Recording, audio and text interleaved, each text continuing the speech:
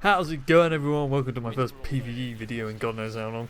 So obviously the new Destiny update, Age of Triumph, dropped today, beginning the process of returning our pre-400 raids at the new light level, and a new achievement book which seems to enjoy popping up at the side of the screen every damn couple of minutes, even when you haven't unlocked anything new. Which is pretty annoying, but at least there's a lot to do in it. And I've heard opinions on both sides of this update. Some people were really hyped up about the old raids coming back, kind of year 1, year 2 nostalgia, and others were complaining that it was just recycled content, blah blah blah blah blah. And I was kind of sitting on the fence, but ultimately expecting to be disappointed because it's Bungie and maybe I've lost my faith a little. But I do have to say it was actually really enjoyable this evening, and it might have something to do with the fact that I managed to do the raid with 5 friends and I didn't have to go through the LFG team crisis struggle. And that Crota is actually a fun raid. It's not the most fancy raid, I know, it's not complicated, but it's short and it's sweet. For someone like me who doesn't play a lot of PvE, that's a good thing. It's fun, it's just easy to follow, and it's done within like 45 minutes. It's not like King's Fall where you have to do a boss fight every 20 seconds. It's just fun and dynamic. And they actually seem to have put some effort into it. The new bridge section with the big sword orgy at the end is actually great fun, and the fact that you can't cheese it anymore and actually have to do it legitimately makes it seem a lot more complete as a raid. It's you're not spending half of it jumping up the tower to make everything despawn, so you don't have to do the bridge section.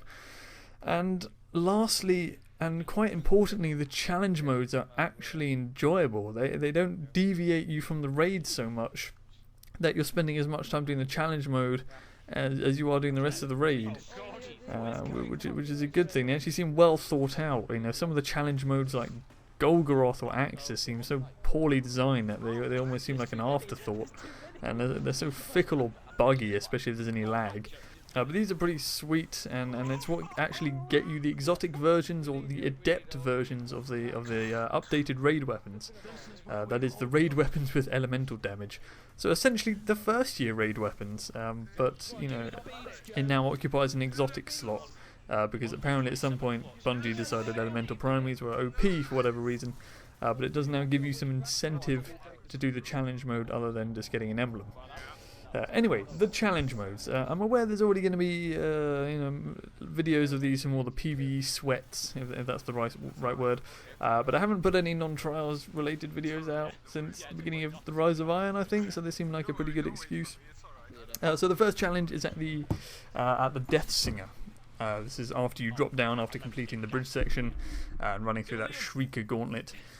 By the way, that chest that you can race for after the Shriekers, it is worth going for because it can drop exotics. It can also drop as little as 700 glimmer or armor materials or primary weapon synths. So it seems to be a massive coin flip on that chest. I don't really get it. This run I got armor materials, the next one I got a graviton forfeit. So who knows. But the challenge here is to kill the Deathsinger with a sword from a sword bearer rather than just shooting her. So you need to make that sword bearer spawn so you can get the sword off of him.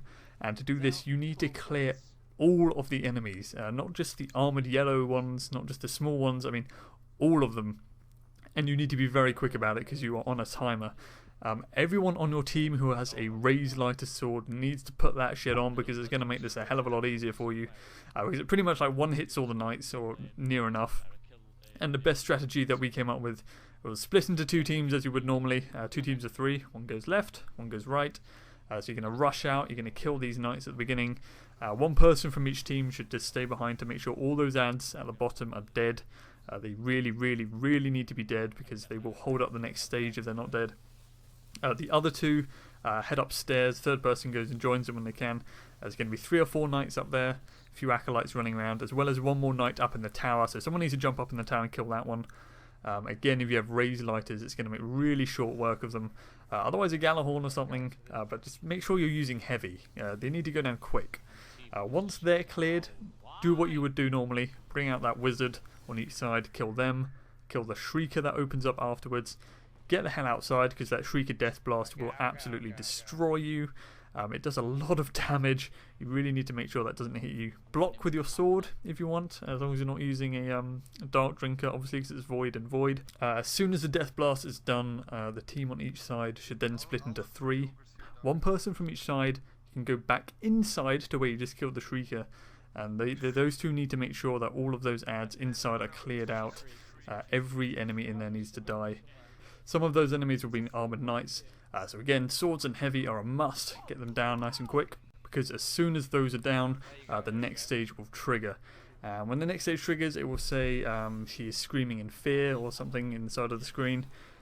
So another person needs to be up on the top of the tower. That's where I am in this video, and go to the door where I'll be standing at. Once the ads inside are dead and she starts screaming, 3 knights will spawn at the top of the tower. As long as you've got a raise lighter again or a good super like hammers, you'll be able to clear those out on your own. At the bottom of the tower, ogres are going to spawn. Now, the people who were inside should come back out and help with the ogres, because the people up in the tower, they can deal with the knights on their own. The ogres might be a little more difficult. So kill your knights in the tower, go down, help with the ogres as well. Make sure everything in the middle dies. If you have killed everything inside and everything outside, the sword bearer will spawn in that bottom middle door where he would usually when you're fighting Crota. Kill that sword bearer, grab the sword and use it to go and hit the Deathsinger. Preferably a fast character to take them. Bones Hunter, Titanscape, something like that, because you might not have a lot of time to get there. Don't worry about hitting her because she's in the air or anything like that.